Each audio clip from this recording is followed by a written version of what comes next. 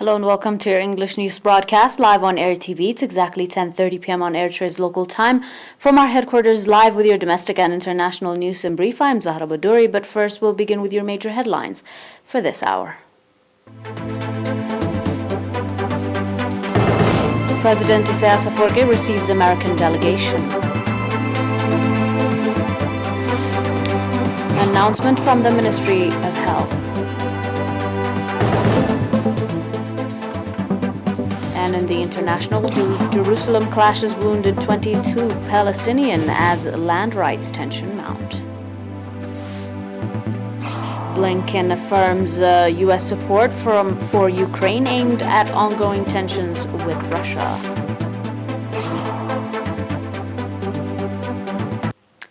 Welcome to your domestic in brief. President Isaias yesterday in the afternoon hours received and held talks at Dundon Guest House with the U.S. Special Envoy to the Horn of Africa, Ambassador Jeffrey Feltman. In the 4 hours meeting, President Isaias underlined Eritrea's readiness to work in cooperation with the United States in the effort to resolve the problem in the Horn of Africa. Ambassador Jeffrey, on his part, explained the perspective of the United States administration on the prevailing situation in the Horn of Africa. The meeting was attended by Mr. Osman Saleh, Minister of Foreign Affairs and Presidential Advisor, Mr. Iman Gabrab.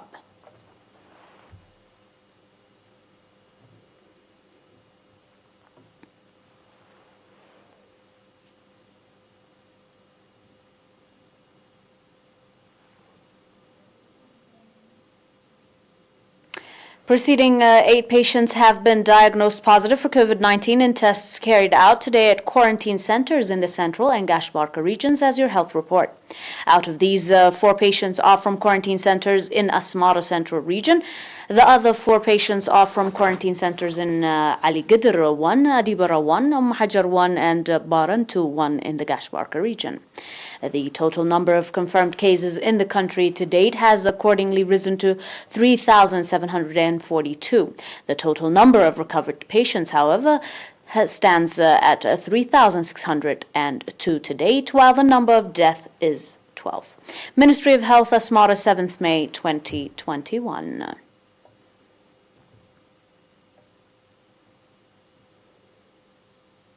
Eritrean nationals in the UK and the US conducted peaceful rally condemning the illegal sanction the European Union has imposed on Eritrea and the hostilities to Redale, the Peace and Development Initiative in the Horn of Africa. At a rally held in London on 3 May, in which the Ethiopian community members in that city took part, the participants lauded the effort being taken by the government in the Horn of Africa, in particular the government of Eritrea, to strengthen peace and cooperation within the region.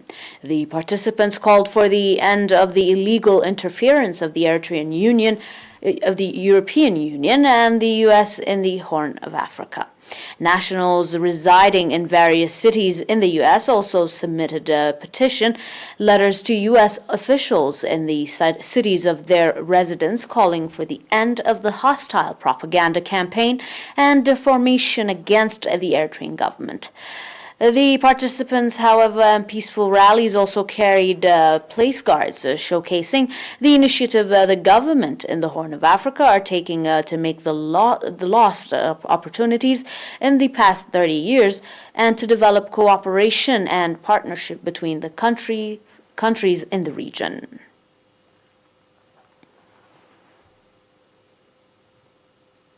On your final domestic, female members of the Simrat Cooperative Association contributed sanitation materials worth about 10,000 nakfa to fistula patients in the southern region referral hospital. Speaking at the occasion, Mrs. Abrahatzion Wilde-Filipos, chairwoman of the Cooperative Association, said that the objective of the visit conducted on 5th May was to support and encourage the fistula patients.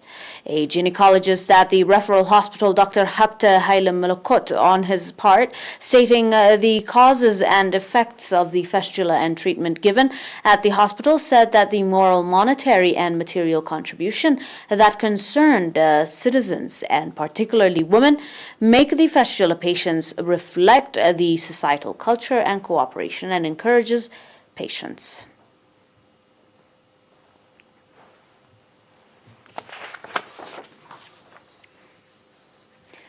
Up next with your international news, do stay with us for more.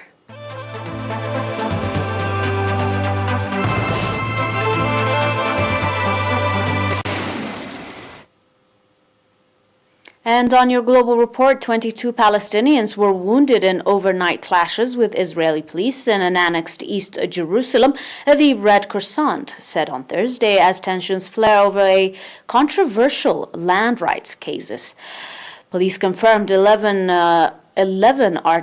arrests in the latest unrest to rock the Sheikh Jarrah neighborhood near Jerusalem walled Old City, where land disputes between Palestinians and Jewish settlers have filled hostility for years.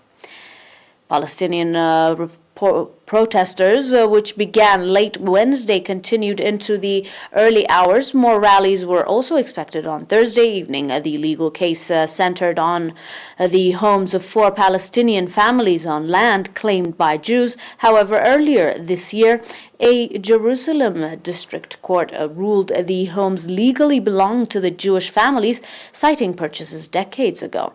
The Jewish plaintiff claimed their families lost the land during the war that accompanied Israel's creation in 1948, a conflict that also saw hundreds of thousands of Palestinians displaced from their homes.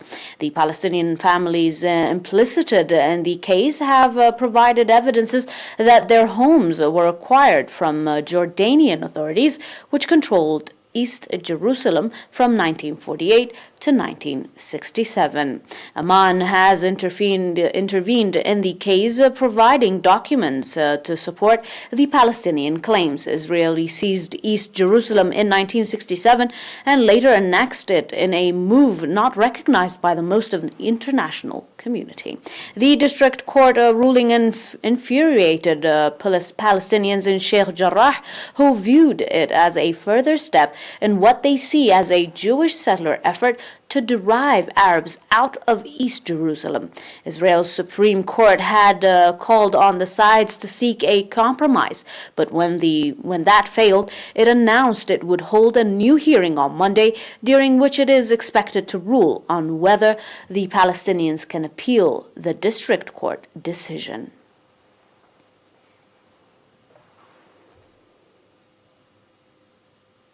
And on your final report on this broadcast, U.S.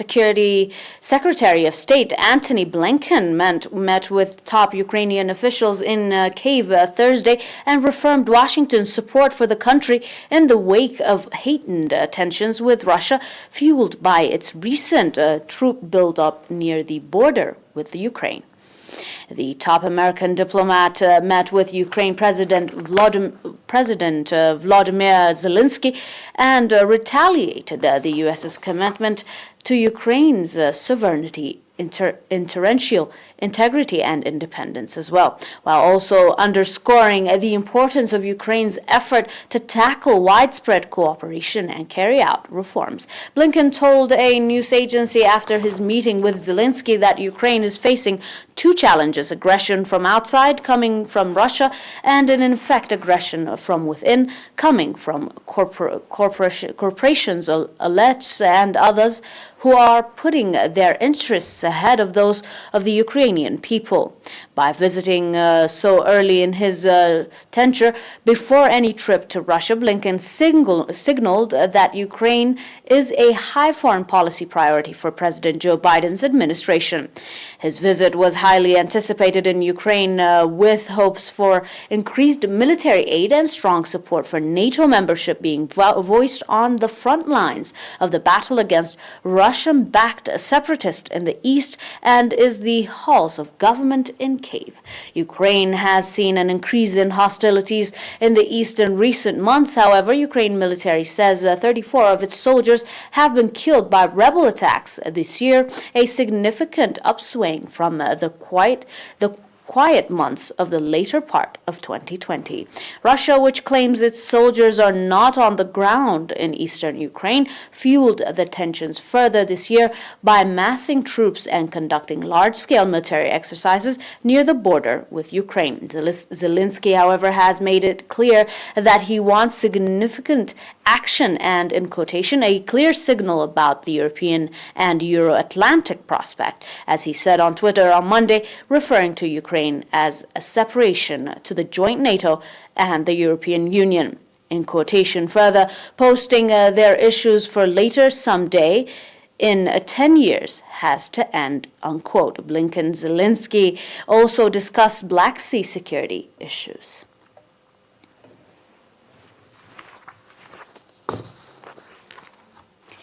Dear viewers, that is all for now with your domestic and international news in brief. Until we are back with some more news, stay and enjoy the rest of our programs. But until then, have a nice one.